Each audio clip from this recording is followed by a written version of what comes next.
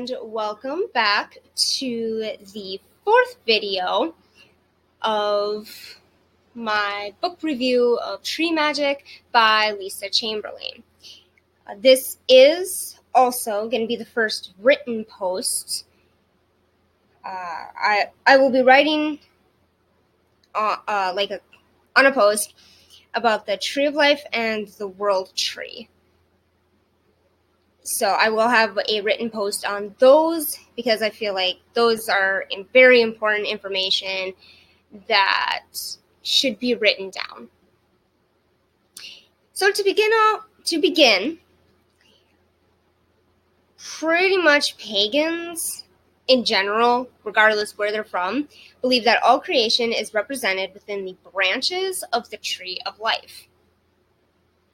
Many witches who work with this symbolic system find that their spiritual and magical practice is enhanced by studying the Tree of Life. Another symbol that is very well known that a lot of you may associate more with or have heard more about is the World Tree. So like with the Norse, believing it was possibly made out of an oak, when in reality, a lot of scholars say that it was made out of ash. However, I did hear somewhere that they also believed that it could be rowan, made out of rowan. And now, the World Tree pretty much appears in belief systems from Siberia to the native tribes of North America, the Chinese, Hindu, and African traditions. Some, like me, equate the World Tree as the Tree of Life, while others believe that they're separate. The Tree of Life represents the symbol of what living organisms need to survive and thrive, while the World Tree relates to everything in the universe. The roots are pretty much like the underworld or the other world, whatever you call it, and then the trunk and the branches are pretty much the earthly realm, the earth realm that we call home, and then the leaves and the top part of the tree would be considered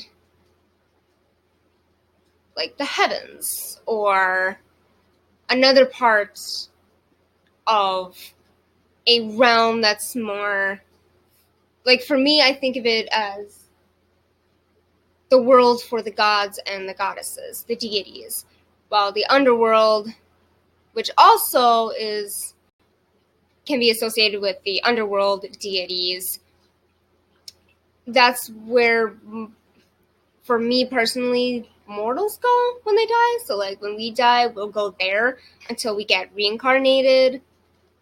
If you believe in reincarnation, I do. I believe that's where I could be going. Don't start that.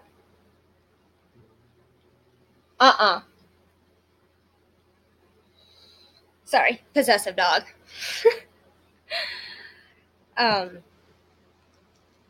And since oaks are in my top 3 favorite trees, I like to refer to the World Tree as made of oak because the oak is a very, very sturdy tree.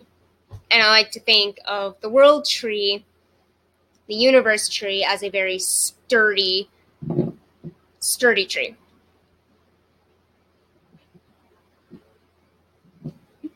So 2 ancient cultures in particular are known for working with trees, the Celts and the ancient German people. We do have many mythologies that were passed down orally, and that when they were finally written down, Christianity had started becoming extremely popular and kind of did their own twists on a lot of mythologies. So like 2 examples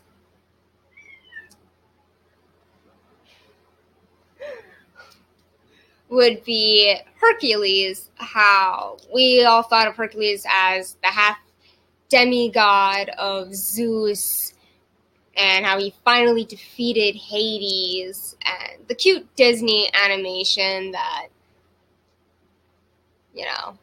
makes me love Hades, just saying. But then if you took English class, when I did, and I learned about the real story of Hercules, I was expecting for it to be the same, I guess, like the Disney version, and it was not. It was way off, and that surprised me. Another example would be my own goddess, Bridget, how she was and still is extremely popular in Ireland, I believe. It's where she's worshipped. When Christianity came over, they tried to get rid of her as a deity, but so many pagans, even though they converted to... Actually, no, I don't believe it was Christians. I believe it was the Catholics. Excuse me. And so, when they realized that they couldn't get rid of Bridget, they decided to make her a saint and get rid of her pagan attributes. So it made her more Christianized. But of course, I follow her as her full pagan.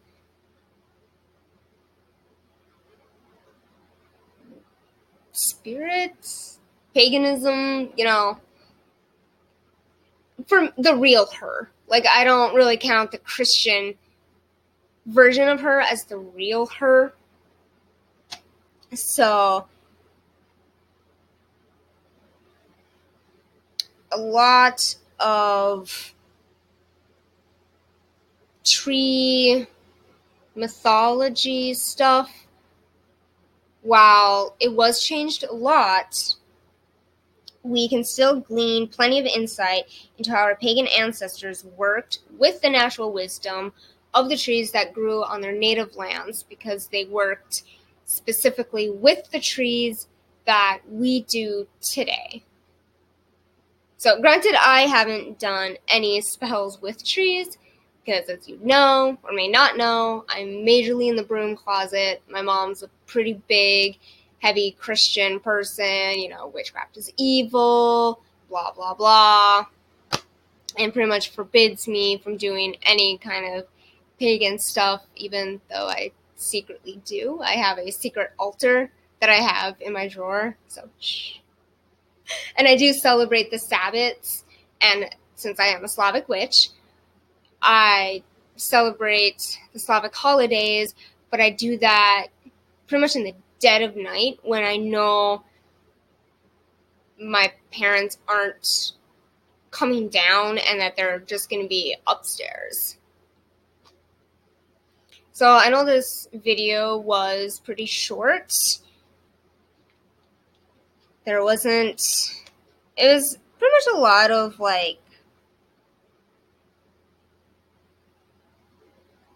not background noise, but when I was reading this section, it was a lot of really boring talk that I couldn't even focus on. So I just took a small part where it talked about the world tree and the tree of life, as well as a short little description on two ancient cultures that mainly worked with trees that are extremely well known and more popularized. Like the whole how the Celts created the 13 trees for the calendar, and that's how they knew what month it was. So that is it for today. And just remember, keep calm and witch on. Bye, guys.